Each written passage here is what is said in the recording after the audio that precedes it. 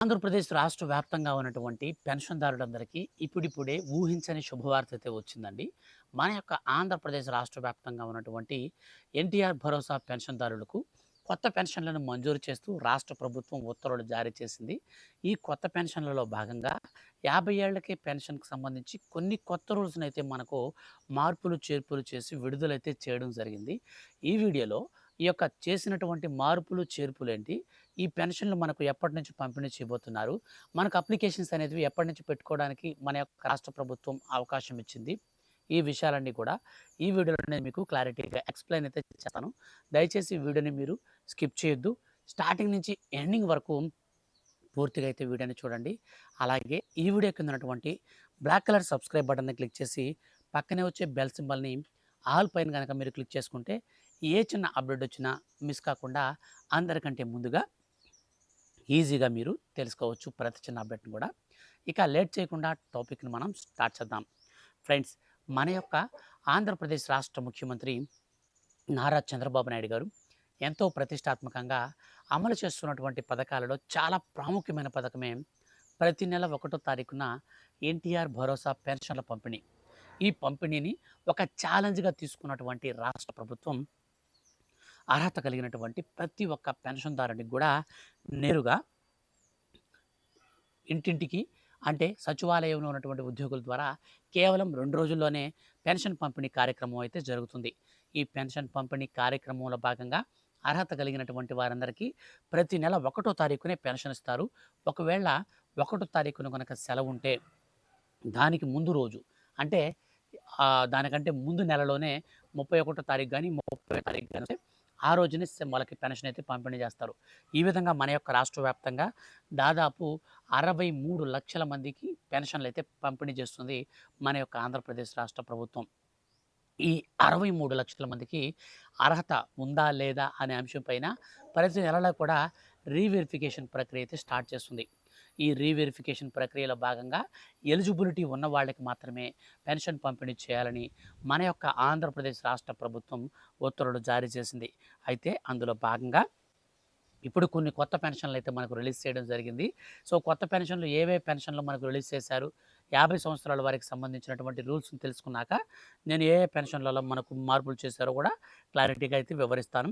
ఇక మనం ఇక్కడ క్లారిటీగా చూసుకున్నట్లయితే మన యొక్క ఆంధ్రప్రదేశ్ రాష్ట్ర ప్రభుత్వం పెన్షన్ నిబంధనలు 1980 రాష్ట్ర పథకానికి సంబంధించి మనకు మొత్తంగా ఈ పెన్షన్లకు సంబంధించి ఎవరెవరికి ఈ పెన్షన్లు ఇస్తారు, ఎవరెవరికి ఇవ్వరు అనే దానికి సంబంధించినటువంటి పూర్తి వివరాలు గనక మనం చూసుకున్నట్లయితే మన యొక్క ఆంధ్రప్రదేశ్ రాష్ట్ర వ్యాప్తంగా ఉన్నటువంటి ఎవరైతే ప్రస్తుతం అర్హత కలిగి పెన్షన్ తీసుకుంటున్నారో వాళ్ళలో చాలామందికి పెన్షన్లు అయితే ఆగిపోయేటువంటి అవకాశం ఉంటుందండి.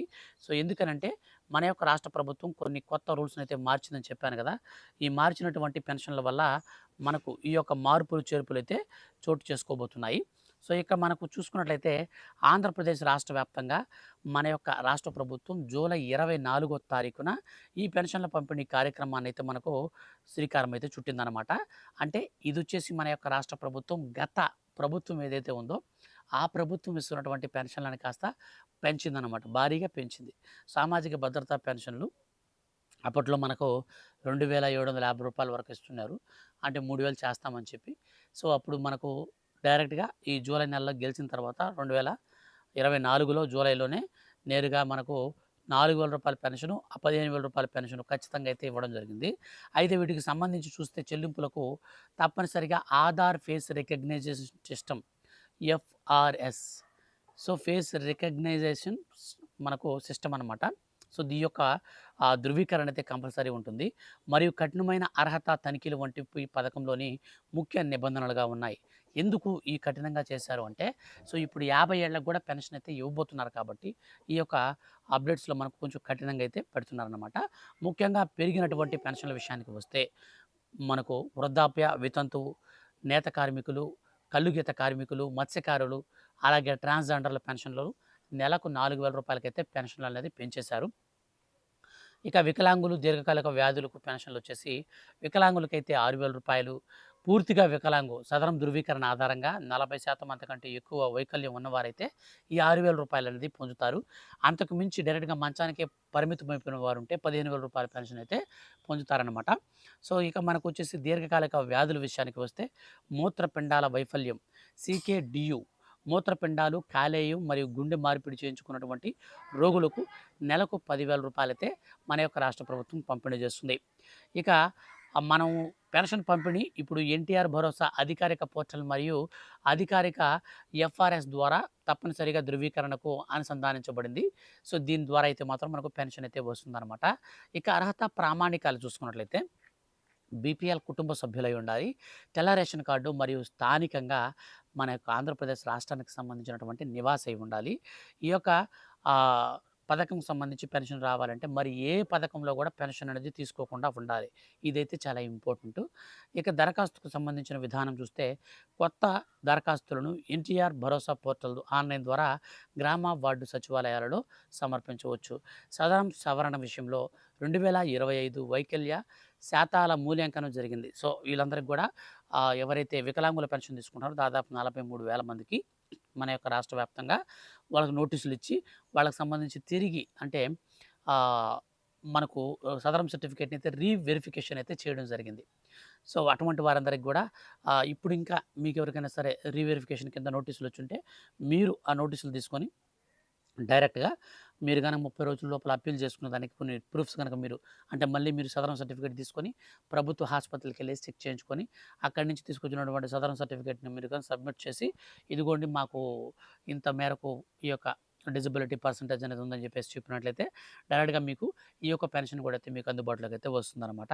ఇక మన యొక్క రాష్ట్ర వ్యాప్తంగా వృద్ధులకు, వితంతువులకు, నేత కార్మికులకు, కళ్ళు గీత కార్మికులకు అలాగే కళాకారులకు, ట్రాన్స్‌జెండర్‌లకు వచ్చేసి 4,000 రూపాయల పెన్షన్ అయితే పంపిణీ చేస్తుంది.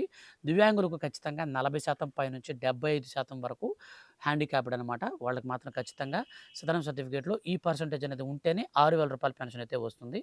ఇక పూర్తిగా వికలాంగులు మనం చూసుకున్నట్లయితే 75% మరియు అంతకంటే ఎక్కువ ఉంటే వాళ్ళకి 15,000 రూపాయలైతే వస్తుంది. అంటే మంచానికే పరిమితమైన వారు 75% కంటే ఎక్కువ ఉంటే. ఇక దీర్ఘకాలిక వ్యాధులకు 10,000 రూపాయలైతే వస్తుంది. పంపిణీ మనకు సాధారణంగా ప్రతి నెల 1 తారీఖునైతే ప్రారంభమైతే అవుతుంది. ఒకవేళ 1 తారీఖున సెలవొస్తే దానికి ముందు రోజైతే అవుతుంది. మన యొక్క రాష్ట్ర వ్యాప్తంగా ఎవరైనా సరే ఈ యొక్క పెన్షన్ పంపిణీ అనేది గతంలో మాదిరిగా కాకుండా కొత్త విధానంలో మనకు మే నెలలో పెన్షన్ అయితే పంపిణీ చేయబోతున్నారు. సో, వీటికి సంబంధించి మనం చూసుకున్నట్లయితే క్లారిటీగా మనకు ఎఫ్ఆర్ఎస్ స్కాన్ ద్వారా ఆధార్ కార్డులను మనమైతే ధృవీకరించుకోవాల్సినటువంటి పరిస్థితి ఉంటుందన్నమాట. అంటే పెన్షన్ వచ్చేటప్పుడు మిమ్మల్ని ఫోటో అయితే ఫేస్ రికగ్నిషన్ యాప్ ఓపెన్ చేసి ఆ పెన్షన్ యాప్ మీకు ఇట్లా పెడతారు. సో, ఇట్లా మొబైల్ పెట్టంగానే ఆటోమేటిక్‌గా మిమ్మల్ని స్కాన్ చేసుకుంటుందన్నమాట. సో, స్కాన్ చేసుకొని డైరెక్ట్‌గా మీకు ఓకే అయితే చేస్తుందనమాట. ఇన్ కేస్ ఒకవేళ మీకు స్కాన్ కనుక పడకపోతే మాత్రం సో, థంబ్ వెరిఫికేషన్ అయితే చేస్తారు గానీ, ఫస్ట్ ఆఫ్ ఆల్ ఫేస్ రికగ్నైజేషన్‌కే వీళ్ళు ప్రయారిటీ అయితే ఇస్తారనమాట పెన్షన్ పంపిణీలో భాగంగా. ఇక మనకు దీని తర్వాత చూసుకున్నట్లయితే మన యొక్క రాష్ట్ర వ్యాప్తంగా ఎవరైతే కల్లుగీత కార్మికులు, అలాగే ఎవరైతే చర్మకారులు వీళ్ళుంటారో వీళ్ళకి 40 సంవత్సరాలు మరియు 50 సంవత్సరాలకే ప్రస్తుతం మన యొక్క ఆంధ్రప్రదేశ్ రాష్ట్ర వ్యాప్తంగా కొత్త పెన్షన్‌లయితే ఇస్తున్నారు. సో, వీటికి సంబంధించి అలా కాకుండా మాకు ఎస్సీ, ఎస్టీ, బీసీ, మైనారిటీ సంక్షేమం ఎవరైతే ఉంటారో షెడ్యూల్డ్ కులాల తెగల వారు సో, ఇటువంటి వారందరికి కూడా డైరెక్ట్‌గా 50 సంవత్సరాలకే స్త్రీ, పురుషుల సంబంధం లేదు. వారందరికి కూడా పెన్షన్ పంపిణీ చేస్తామని రాష్ట్ర ప్రభుత్వం ప్రకటించిందో, ఆ పెన్షన్‌లకు సంబంధించి చూసుకున్నట్లయితే ఇప్పుడు ప్రస్తుతానికి మన యొక్క ఆంధ్రప్రదేశ్ రాష్ట్ర వ్యాప్తంగా ఈ కొత్త పెన్షన్‌లలో మనకు లాగిన్ వేటికి ఓపెన్ అయినాయనే విషయానికి వస్తే క్లారిటీగా ఇక్కడ మనం చూస్తే స్పౌస్ పెన్షన్ మనకైతే ఇప్పుడు రెడీగా ఉందండి. పెన్షన్‌దారుడు మరణించినటువంటి తేదీ నుంచి 30 రోజుల్లోపు ఆ యొక్క పెన్షన్ గనక మనం అప్లై చేసుకుంటే భర్త చనిపోయిన తర్వాత ఆ భర్తకు వచ్చే పెన్షన్ డైరెక్ట్‌గా భార్యకైతే ఇది ట్రాన్స్‌ఫర్ అయితే చేస్తారు.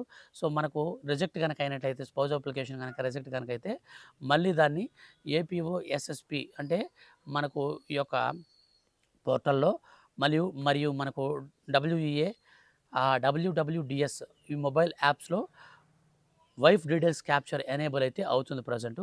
సో, దీనికి సంబంధించినటువంటి డీటెయిల్స్ ప్రకారంగా మన సచివాలయంలో తిరిగి గనక అప్లికేషన్ పెట్టుకుంటే వెంటనే అవుతుందనమాట.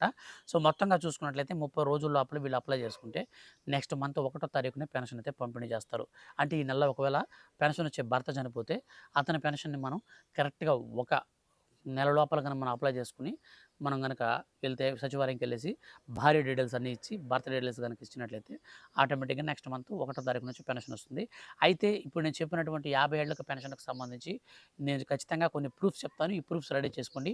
మనకు వచ్చే నెల అయితే ప్రారంభం కాబోతుంది. జాగ్రత్తగా ఉండండి. సో ప్రూఫ్స్ విషయానికి వస్తే మనకు రేషన్ కార్డ్ అయితే ఖచ్చితంగా కలిగి ఉండాలి. ఆధార్ కార్డ్ కలిగి ఉండాలి.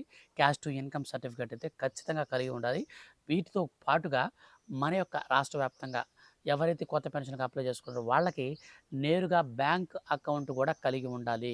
ఇది చాలా important. Aadhaar card update history కూడా మనం తీసుకొని ఉండాలి. ఈ ప్రూఫ్స్‌తో మనం నెక్స్ట్ మంత్ తొలి వారంలో ఈ పెన్షన్ల పంపిణీ కార్యక్రమం పూర్తయిన తర్వాత సచివాలయ ఎంప్లాయీస్ అందరూ కూడా కొంచెం ఫ్రీగా ఉంటారు కాబట్టి ఆ టైంలో కొత్త పెన్షన్ల పంపిణీకి దరఖాస్తులకు ఆహ్వానం కోరుతూ రాష్ట్ర ప్రభుత్వం మరియు పౌర సరఫరాల శాఖ వారు ఉత్తర్వులైతే జారీ చేశారు.